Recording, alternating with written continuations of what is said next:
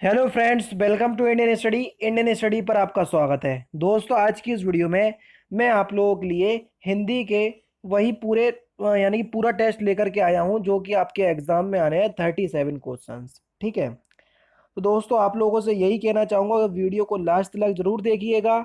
और दोस्तों, मैं आपसे कहना चाहूँगा कि आप अपनी ज़िंदगी में अपनी लाइफ में मोटिवेट जरूर रहें। ठीक है ना, क्योंकि आप सभी लोग जानते हैं जब एग्ज़ाम डेट आई थी आपकी किस चीज़ की, यूपी जेल वार्डर की, तो आप लोगों का जो जोश था वो बिल्कुल भरपूर था। और जैसे ही सितंबर जो है वो पास आता जा रहा है तो आप लोगों का जो जोश है वो एकदम से कम होता जा रहा है। तो इसलिए कहूँगा कि अगर आप तैयारी कर रहे हैं ना तो तैयारी करते ही रहो, रुको नहीं। समझ रहे? 3 महीने बचे हुए हैं अब। इन 3 महीने में आपको किस प्रकार से अपनी तैयारी करना है और किस प्रकार से अपना सिलेक्शन लेना है ये आपसे अच्छा कोई नहीं जानता। मैं केवल आप लोगों को प्रैक्टिस करवा रहा हूँ, तो प्रैक्टिस कर रहे हो तो करते चलो। समझ रहे? तो वीडियो को एंड तक जरूर देखिएगा, क्योंकि लास्ट में मैं आपसे क्वेश्चन भी पूछूंगा और उसका आंसर आपको कमेंट बॉक्स में बताना होगा। पहला क्वेश्चन आपके सामने, निम्नलिखित में से कौन सा शब्द जो है वो सही है? सही शब्द यानी कि शुद्ध वर्तनी वाला शब्द हमको बताना है। कौन सा सही शब्द है? प्रादुर्भाव किस प्रकार से लिखा जाता है ये हमसे पूछा गया है। तो फिलहाल इस क्वेश्चंस का दूसरा ऑप्शंस मेरे प्यारे बच्चों बिल्कुल ठीक होगा। दूसरा ऑप्शंस बिल्कुल करेक्ट हो जाएगा। आली का पर्यायवाची क्या है, यानी कि आली जो है इसका पर्यायवाची शब्द क्या है? इंपॉर्टेंट क्वेश्चंस है। देखो, सखी, सहेली, भ्रमरी, ये सभी जो है वो आली के पर्यायवाची हैं, यानी कि इस क्वेश्चंस का चौथा ऑप्शन बिल्कुल करेक्ट हो जाएगा। दोस्तों, कौन सा? चौथा ऑप्शन बिल्कुल करेक्ट होगा। नेक्स्ट क्वेश्चंस की तरफ चलते हैं। नेक्स्ट क्वेश्चंस, आरंभ से अंत तक को क्या कहेंगे? जल्दी बताओ। आरंभ से अंत तक के लिए वाक्यांशों के लिए एक शब्द आपको बताना है, तो उसको हम क्या बोलेंगे? आघोपांत, यानी कि तीसरा ऑप्शन बिल्कुल करेक्ट है। जो मापा ना जा सके उसको हम क्या बोलेंगे? जो मापा ना जा सके उसको हम क्या बोलेंगे? Question number 44। जो मापा ना जा सके उसको बोलेंगे हम अपरिमेय। क्या बोलेंगे दोस्तों? अपरिमेय। चौथा ऑप्शन बिल्कुल करेक्ट है। नेक्स्ट क्वेश्चन आपके सामने ये रहा। परंपरागत उक्ति को क्या कहते हैं? Question number 45। कल की वीडियोस की जो पीडीएफ है वो मैं किसी कारणवश आपको रात में प्रोवाइड नहीं करवा पाया। तो आप लोग बच्चों बिल्कुल भी परेशान नहीं होइएगा, क्योंकि आज मैं आपको सारी पीडीएफ आपको प्रोवाइड करवा दूंगा। और मैं पीडीएफ में लिख भी देता हूं कि ये जैसे हिंदी की पीडीएफ प्रोवाइड करवाई तो हिंदी की पीडीएफ 10वीं है, 11वीं क्लास की है, 12वीं क्लास की है, तो इससे आप आसानी से कनेक्ट कर पाते हैं कि कौन सी क्लास की ये पीडीएफ है। ठीक है ना? तो आप लोग परेशान बिल्कुल नहीं होइएगा। आज आपको सारी पीडीएफ रात में मिल जाएंगी, नाइट में। ठीक है? क्या होता है कि दिन भर में मैं आप लोगों को अनअकैडमी की क्लास जो होती हैं, फ्री क्लास अनअकैडमी के प्लस प्लेटफॉर्म पर, तो उनकी लिंक मैं प्रोवाइड करवाता हूँ। करीबन 8 से 10 क्लास होती हैं, तो मैं दिन भर उन्हीं की लिंक प्रोवाइड आपको अलग अलग टाइम पे करवाता रहता हूँ।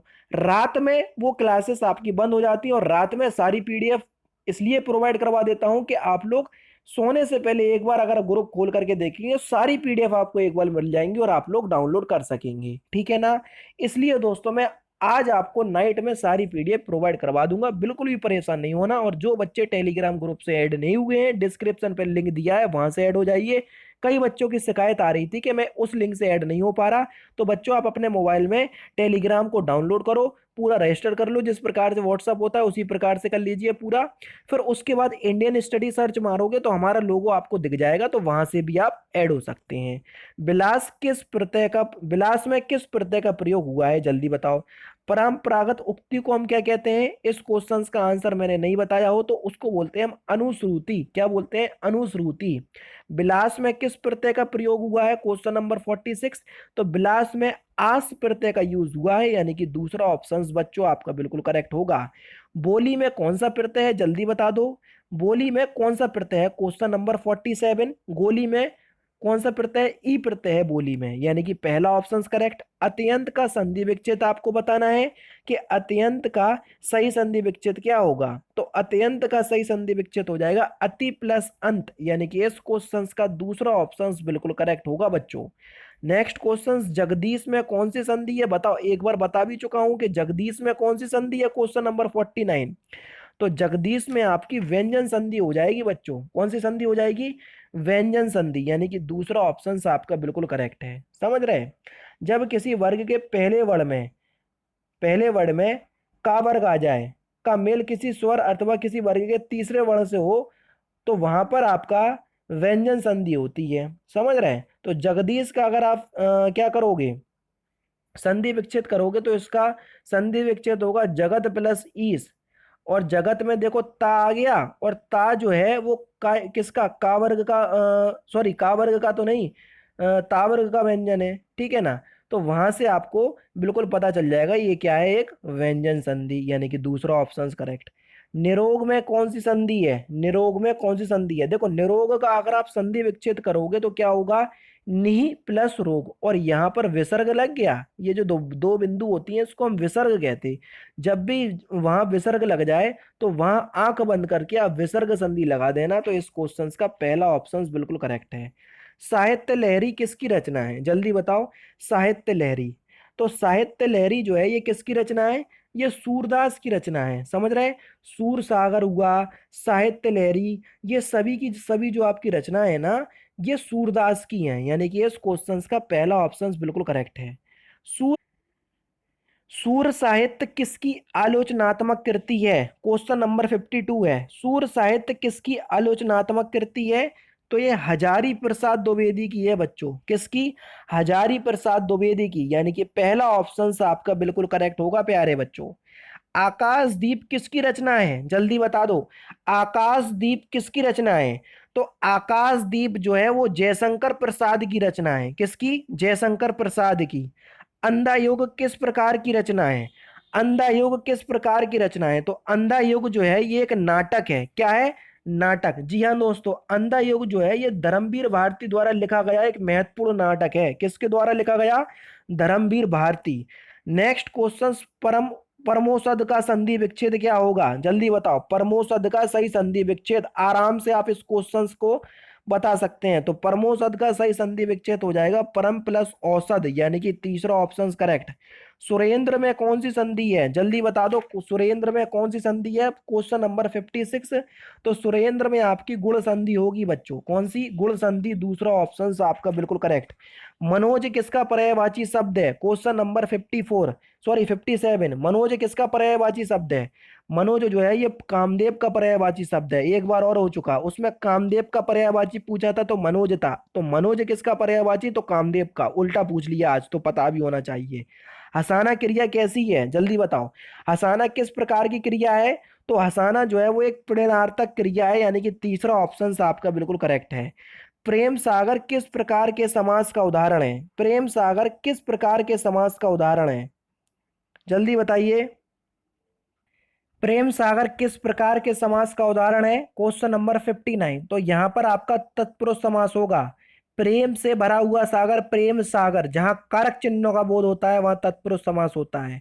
यथाशक्ति में कौन सा समास है? 50 बार बता चुका हूं। आगे आपको यथा दिख जाए, प्रा दिख जाए, प्रति दिख जाए, सु दिख जाए, आवत दिख जाए, भर दिख जाए, यावत दिख जाए, आंख बंद करके अब यही भाव समास लगा देना। नेक्स्ट क्वेश्चन, अवरोध शब्द का विपरीतार्थक विलोम शब्द आपको बताना है। Question number 61। तो सही आंसर क्या हो जाएगा? अनवरोध। यानी कि इस क्वेश्चन का पहला ऑप्शन बिल्कुल करेक्ट। जो आकाश में विचरण करता हो वाक्यांशों के लिए एक शब्द क्या होगा? जो आकाश में विचरण करता हो उसको हम क्या बोलते हैं? तो उसको बोलते हैं हम खेचर। यानी कि चौथा ऑप्शन करेक्ट। हालांकि ये क्वेश्चन आपका कल भी हुआ था और यथाशक्ति वाला भी हुआ था, तो वाले टेस्ट में भी आपका ये दो क्वेश्चंस आ गए थे। तो आपको घबराने की जरूरत नहीं है, रिवीजन भी हो रहा। नीता कपड़े धोती है वाक्य में क्रिया कैसी है? जल्दी बताओ। Question number 63। मैंने आपको पहचानने की ट्रिक बताई थी। नीता क्या धोती है? नीता कपड़े धोती है। तो यहाँ पर आंसर आ गया, तो सकर्मक क्रिया हो गई। यानी कि इस क्वेश्चन का दूसरा ऑप्शन बिल्कुल करेक्ट। दूध वाला रचना की दृष्टि से क्या है? ये जो शब्द है दूध वाला, ये रचना की दृष्टि से कैसा शब्द है? तो ये एक यौगिक शब्द है। यानी कि दूसरा ऑप्शन बिल्कुल करेक्ट है। नेक्स्ट क्वेश्चन आपके सामने है। क्वेश्चन नंबर 55 से 56 आपको क्या बताना है? सही यानी कि शुद्ध वाक्य को चुनना है। यह पुस्तक किसकी है? तो इस वाक्य का शुद्ध, यह पुस्तकें किसकी हैं, ये इस वाक्य का शुद्ध रूप आपको बताना है। क्वेश्चन नंबर 65 का। तो 65 का सही आंसर हो जाएगा ये पुस्तकें किसकी हैं। यानी कि पहला ऑप्शन आपका बिल्कुल करेक्ट होगा प्यारे बच्चों। नेक्स्ट क्वेश्चन, इसके बाद वे वापस लौट आए। इसका सही बिल्कुल शुद्ध रूप क्या होगा, क्वेश्चन नंबर 66। तो सही आपका आंसर होगा इसके बाद वे लौट आए, पहला ऑप्शन करेक्ट। गर्दन उठाना मुहावरे का सही अर्थ क्या है, तो गर्दन उठाना मुहावरे का सही अर्थ क्या हो जाएगा, प्रतिवाद करना, तीसरा ऑप्शन बिल्कुल करेक्ट है। नेक्स्ट क्वेश्चन के निर उपसर्ग से बना शब्द, निर उपसर्ग से कौन सा शब्द बना है, यहां पर तो नहीं है, यहां पर भी नहीं है, यहां पर भी नहीं है, निर्भय में निर उपसर्ग है, पहला ऑप्शन बिल्कुल करेक्ट। जिसकी परीक्षा हो रही हो के लिए एक शब्द क्या होगा, तो उसको हम क्या बोलेंगे, उसको हम बोलते हैं परीक्षार्थी, यानी कि इस क्वेश्चन का पहला ऑप्शन आपका बिल्कुल करेक्ट है। धर्म विमुख शब्द में कौन सा समास है, क्वेश्चन नंबर 70, धर्म विमुख में बताओ, धर्म विमुख में कौन सा समास है। अब तत्पुरुष तो है, तो तत्पुरुष का भी आपको बताना है ये कौन सा तत्पुरुष है, ये भी आपको बताना है, यानी कि क्वेश्चंस जो है वो आपका थोड़ा अलग हो गया, समझ रहे। अब देखो धर्म विमुख जो है उसका समास विग्रह करो, इसका समास विग्रह क्या हो जाएगा, धर्म से विमुख, धर्म से विमुख, यानी कि धर्म से अलग होना, समझ रहे। अब ये बताओ कि जो से कारक चिन्ह है वो किस में आता, अब आप बोलोगे कर्ता ने कर्म को करण से और अपादान से, करण पे भी आता और अपादान से भी आता, आप करण तो है नहीं है तो अपादान ही लगाओगे, लेकिन अगर करण होता तो कैसे पहचानते। तो बच्चों धर्म से विमुख, तो उसको बोलेंगे धर्म विमुख, यानी कि धर्म से मुख चुरा लेना, तो उसको बोलेंगे धर्म से अलग होना। अलग हो रहा, अलग जब से कारक चिन्ह का यूज अलग होने के लिए होता है तो वहां कारक चिन्ह होता है, और जब से कारक चिन्ह का यूज जुड़ने के लिए होता है तो वहां करण कारक होता है, समझ गए। तो ये आपकी पहचान है, कई बार कई वीडियो में बता भी चुका हूं। उदक किस शब्द का पर्यायवाची है, क्वेश्चन नंबर 71, उदक किस शब्द का पर्यायवाची है, तो ये जल का पर्यायवाची है, यानी कि पहला ऑप्शन आपका बिल्कुल करेक्ट। निम्नलिखित में से किस शब्द में दीर्घ संधि नहीं है, क्वेश्चन नंबर 72, किस में दीर्घ संधि नहीं है, तो सही आंसर हो जाएगा आपका ऑप्शन नंबर 4, यानी कि डी ऑप्शन इत्यादि में आपकी दीर्घ संधि नहीं है। नेक्स्ट क्वेश्चन, संज्ञा अथवा विशेषण से बनने वाली क्रिया क्या कहलाती है, संज्ञा अथवा विशेषण से बनने वाली क्रिया को हम क्या कहते हैं, क्वेश्चन नंबर 73, उसको बोलते हैं हम नाम धातु क्रिया, यानी कि दूसरा ऑप्शन बिल्कुल करेक्ट। यह आम मीठा है, वाक में मीठा कौन सा विशेषण है, वाक में मीठा जो है वो कौन सा विशेषण है, वाक में मीठा जो है ये विधेय विशेषण है, कैसा विशेषण है, विधेय विशेषण। लास्ट क्वेश्चन आपके सामने, पुष्प तत्सम शब्द के लिए हिंदी में तद्भव शब्द बताएं, यानी कि पुष्प का हमको तद्भव शब्द बताना है।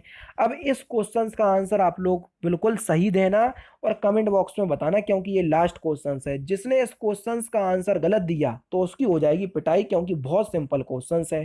तो दोस्तों ये थे आज के आपके 35 क्वेश्चन, लगभग लगभग आप इसको 37 ही मानना, क्योंकि बाकी के 4-5 क्वेश्चन आपको गद्यांश में देखने को मिलेंगे, जो कि मैं छोड़ करके चल रहा हूँ, तो इस बात को ध्यान रखना, ठीक है। तो दोस्तों ये थे आपके 35 क्वेश्चंस, इस 35 में आपका कितने नंबर आ रहे हैं तो जरूर से आप लोग मुझे कमेंट बॉक्स में बताइएगा। तो दोस्तों फिलहाल की वीडियो में सिर्फ इतना ही, अगर आपको वीडियो पसंद आए तो प्लीज़ दोस्तों वीडियो को लाइक कीजिए, शेयर कीजिए और साथ ही साथ हमारे चैनल को सब्सक्राइब करना ना भूलें, क्योंकि मैं रोजाना इसी तरह की वीडियोस आप लोगों के लिए लाता रहता हूँ। नमस्कार दोस्तों, जय हिंद, जय भारत।